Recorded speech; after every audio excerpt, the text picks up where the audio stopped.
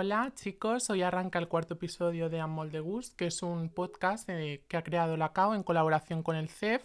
Yo soy Liz Domínguez García, diseñadora emergente y creadora de la marca Lineo Studio, que estoy asentando poco a poco, abriendo mi propio taller aquí en la isla. Pero tampoco os quiero hablar mucho de mí, porque si os interesa el mundo del diseño de moda podéis escuchar el episodio anterior en el que Lurian me entrevista a mí. Yo, mientras tanto, hoy tengo el gusto de entrevistar a una chica que desde hace poco se ha adentrado en el mundo de las palabras, de la escritura y de la pedagogía. Ella es Mariona Ramis, benvinguda. Muchas gracias. Muchas gracias, Mariona, por compartir este momento con todos nosotros. Y además, en este podcast, la que entrevista también ha sido entrevistada y luego tú vas a ser la entrevistadora del próximo episodio, así que tú eres la siguiente. Algo me han dicho. En primer lugar, me gustaría preguntarte que te definieras como profesional con tus propias palabras, que lo hagas mucho mejor que yo, desde luego, y que a continuación nos cuentes un poco sobre tu recorrido en el mundo de la pedagogía y la escritura, cuándo empezaste, cuándo sentiste que tenías ese tipo de inquietudes y que nos cuentes un poco sobre tu recorrido y demás. Vale. Bueno, soy pedagoga y tengo el máster en orientación educativa. Por otro lado, soy bailarina y también me dedico a ello profesionalmente. Mocatriz, por lo que veo. Y como tú decías, pues desde hace poco, desde hace unos meses, me he adentrado en el mundo de las palabras. El pasado verano lancé un blog que se llama Parlam les Muses, en el que escribo todas las semanas un poco sobre mí, sobre mi vida, sobre como una especie de diario donde me comparto. Y bueno, ¿cómo surge el tema de la escritura? Yo hace años que escribo diario, pero sin ninguna intención de mostrarlo al principio. Y pues eso, desde hace un año o así empecé a pensar que estaría bien para mí compartirlo, y entonces pues un poco a lo loco pues me creé el blog y ahora lo comparto. Y qué guay que hayas comentado que a veces te ayuda a lo mejor a ti misma a escribir Sí. y que a lo mejor luego puedas ayudar a otros con lo que escribes y que se vean reflejados en lo que tú dices. ¿Cuál fue la inspiración para crear el blog de Parlant en les Muses? Bueno, al principio, cuando empecé a escribir, antes de publicarlo, la intención era más terapéutica para mí, de pues hoy estoy así, hoy mañana no, ¿sabes? Y entonces luego tuve una época en la que trabajé como librera y entonces empecé a adentrarme muchísimo en el ámbito de la literatura, me empezó a interesar muchísimo, empecé a hacer algunos cursos o talleres de escritura. Y entonces empecé a compartir mi escritura un poco más con la intención literaria, pero sí que creo que lo hago, o sea, que no he perdido la intención terapéutica con la que empecé, ¿no?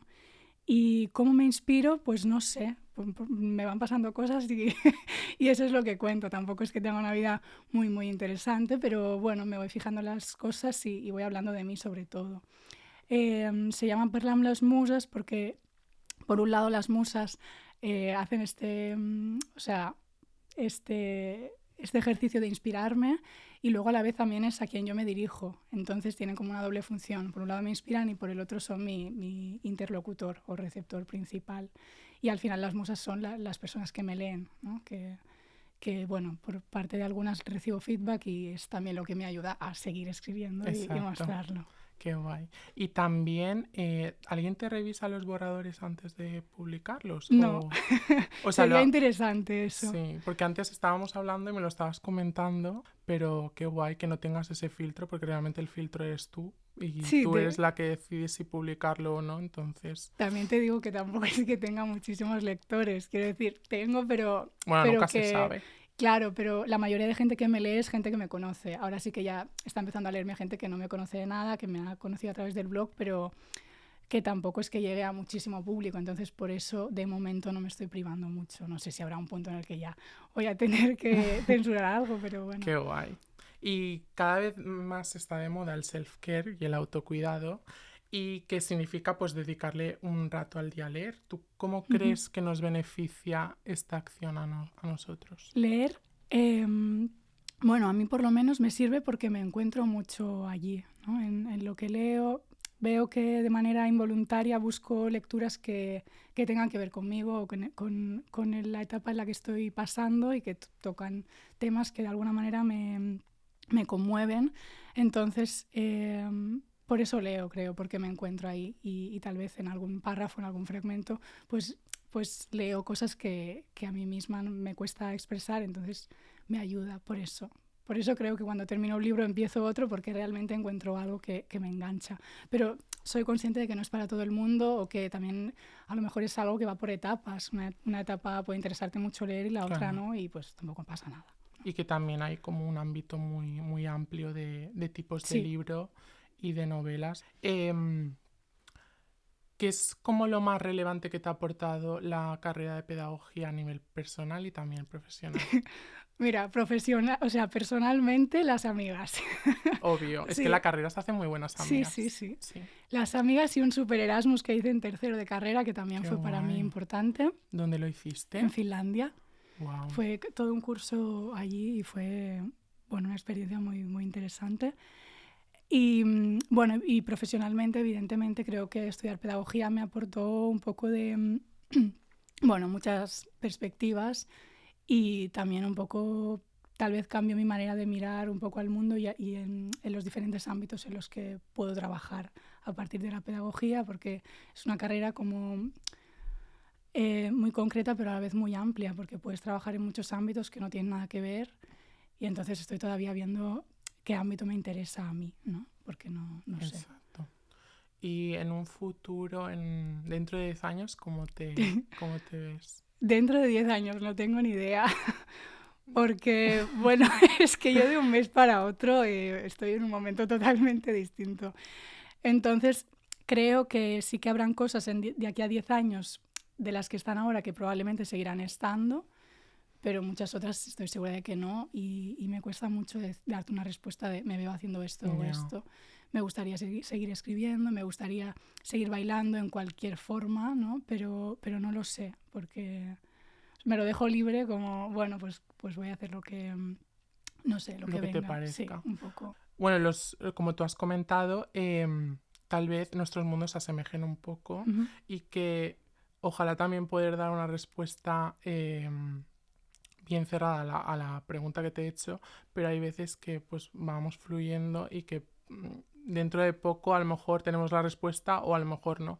Ojalá yo tuviese un trabajo en el que cobraste todos los meses igual, nada de autónomo ni nada, pero bueno, al final lo guay es que las oportunidades vayan llegando, que no cerremos puertas nunca, y que poco a poco pues vayamos, no sé, construyendo nuestro camino.